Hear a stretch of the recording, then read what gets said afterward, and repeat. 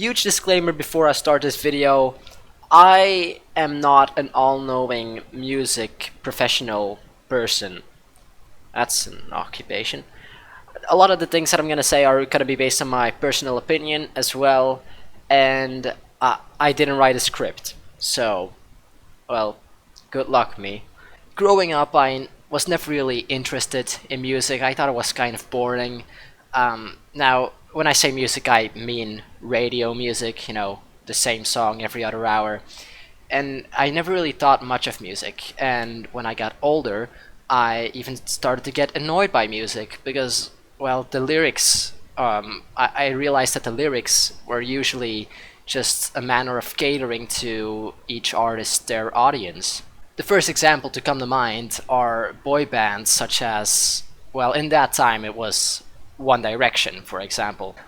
Now, these types of boy bands or artists in general have been parodied by a lot of comedians such as Bo Burnham. I love my baby and you know I couldn't live without her, but now I need to make every girl think the song's about her, just to make sure that they spread it like the plague. So I describe my dream girl as really, really vague, like I love your hands cause your fingerprints are like no other, I love your eyes. John Cozart, aka Paint,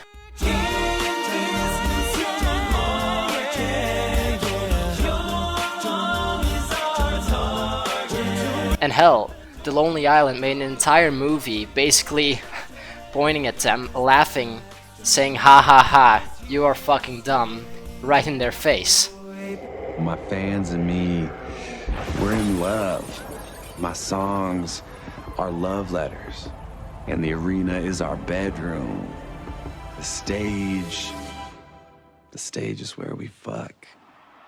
And so I kinda stopped being interested in music until I found good music.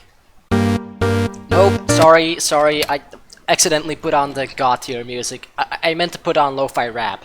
Got my eyes on a computer screen, trying to work my digits in. I fidget with my lettering, but never with my sentences. I pause and check the clock and it appears at 6 AM again. Another night wasted or... Of course, I don't mean to say that all music besides Lo-Fi Rap is bad music. I mean, fuck, even a lot of the songs that you hear every other hour on the radio are good songs. Like, artists like Billie Eilish are doing a great job at hiding their catering to their audience with good lyrics. Sorry, that was a joke. But I mean, like, she's just making relatable lyrics for teenage girls that are depressed or think they are depressed. Like, come on. In all honesty, I do think that radio music, or, well, I guess I'm just trying to say pop music, is good. You know, artists like Ariana Grande, Ed Sheeran, they're great artists and they deserve all the fame they get. I'm still not really a fan of artists like Taylor Swift or Brendan Urie, but whatever. Yet there's something about lo-fi rap that just resonates with me, and that's its unique poetic lyricism. Now, personally, I'm a huge fan of poetry, and I assume that if you're watching this video, then you probably are too. Before I was listening to lo-fi rap, I used to listen to, well, normal hip-hop rap. Alright, Gambino is a mastermind. Fuck a bitch to pass the time. Mass appeal, orange rind, smoke your green, I'm spending mine. And I was super into it. The wordplay, sentence play, all of it. I thought it was poetic, in a sense. And so I showed it to one of my friends and said like, yo, isn't this super cool and poetic? And he said like, yeah, well, it's cool. I mean, I wouldn't call it poetic though. I wouldn't really call it poetry. Which I guess he was right. When you're thinking of poetry, these aren't the kind of lines you would think of. There is, however, a different genre of music that does have poetic lyrics, namely jazz, and even more specifically, jazz love songs. Fly me to the moon, let me play among the stars, and let me see what spring is like on Jupiter and Mars. Even though jazz usually has little to or no lyrics at all, the writers are always able to convey intricate feelings in these few lyrics. For example, Chad Baker with I Fall in Love Too Easily. I fall in love too terribly hard for love to ever last. Or Charles Navour with She. She may be the beauty or the beast, maybe the famine or the feast may turn each day into a heaven or hell. But what if you want both? What if you want poetic rap lyrics? Well, then you go to jazz rap. Well, no, not exactly. Jazz rap basically just puts the two elements of each genre, the musicality of jazz and the lyrics of rap, together and then creates, well, jazz rap. Back to the basics, feeling like I can't get out of my own goddamn way.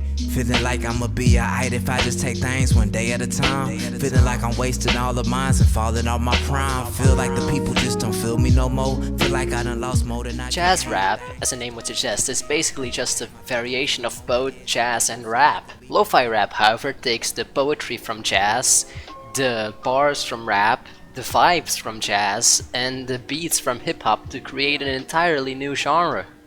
Sunflowers, dandelions, roses in a bouquet will never be as pretty as you are on average Tuesdays like a pokeball. I'm captured with every single word that you say. Yes, I think that there's no other explanation except Cupid. Think about it. Poetic bars. Those are two words most people wouldn't think of putting together. Yet, poetry in rap creates this special atmosphere, which I guess I lack vocabulary to really capture its uniqueness. Lo-fi rap really shows the duality of what both poetry and rap can be. But what makes these poetic rap lyrics so much different from other poetic song lyrics? Well, let's find out. The first song I could think of with poetic lyrics was a Dutch song by Marco Borsato called Mooi, or Beautiful in English. Hoe begint je dag?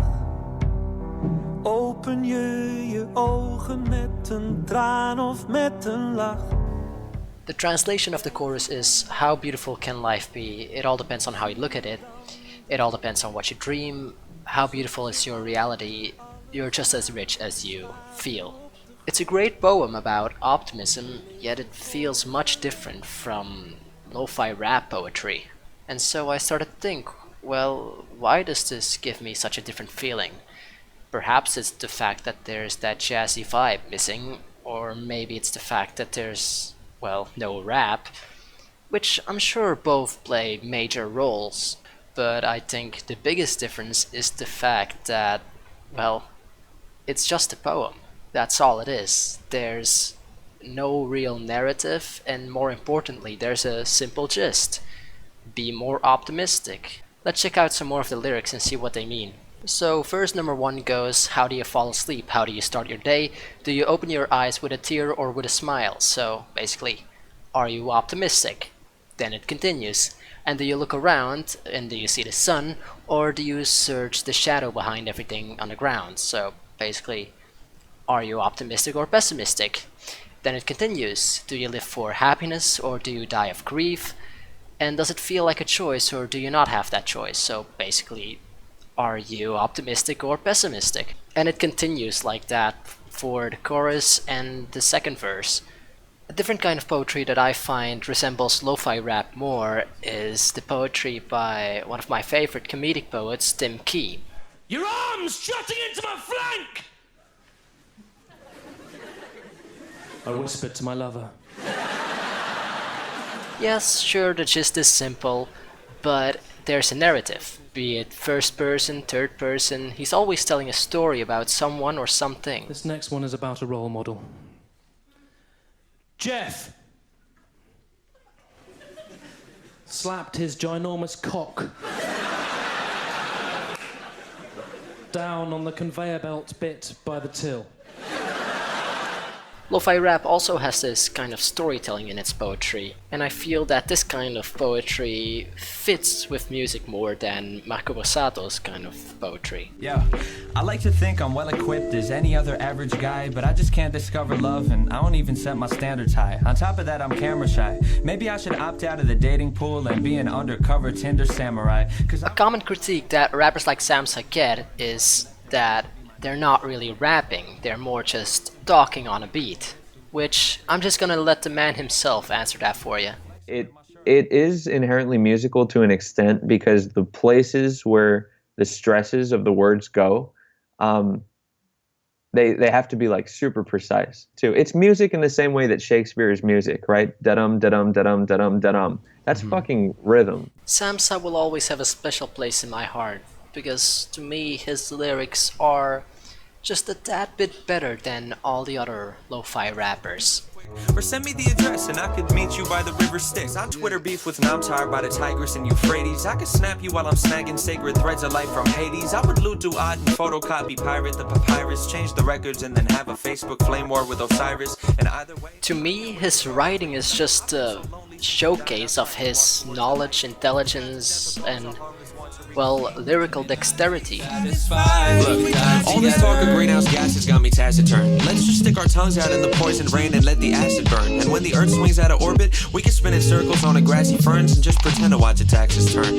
And on the bright side, if the sun But besides the poetic rap lyrics, there is one aspect of Samsa's lyrics, and well, I guess all of lo-fi rap's lyrics, which determines its uniqueness, and that's its authenticity. Lo-fi rap always strives to be as real as possible. The writers are always projecting an honest articulation of themselves through their lyrics. I'm not your average superhero. I don't mask my voice like this. Secret identity's dull. I don't see a point in it. It's not afraid to touch on subjects such as not being able to find a love life, intimate romantic love, or depression. The rest y'all say, but truthfully I was so stupidly sat in a state of anxiety, spewing these raps from my mind to the paper, to you and then back, till it no longer sounded like me on a track when I listened. And I know that rapping or singing about depression is like beating a dead horse at this point, but I mean, that's just because people made it that way.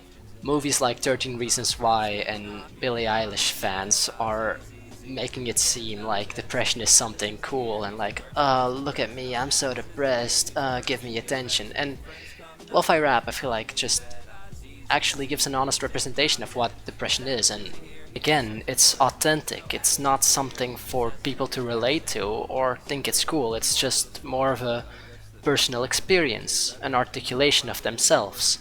I feel like authenticity is a lost concept to a lot of people nowadays. We're always putting filters over our faces, choose different lighting, different angle to accentuate our beautiful aspects. And we're altering ourselves in the process. We're not giving an honest representation of ourselves. I mean, hell, look at a lot of modern day rap, or even influencers. There's nothing authentic about those scars, chains, clothes. I mean, to me, lo-fi rap is just this cozy little place on the internet where people are saying, hey, this is me, and if you don't like it, then sure, fine, I don't care, but this is me, and I'm not gonna pretend that I'm something I'm not. As you saw, Samsa didn't have a face cam, because, well, he has never shown his face. But I never felt the need to know what he looked like. I mean, to me, his lyrics could tell me more about him than his face ever could. And you know what? I think in today's society, we could use a little less face.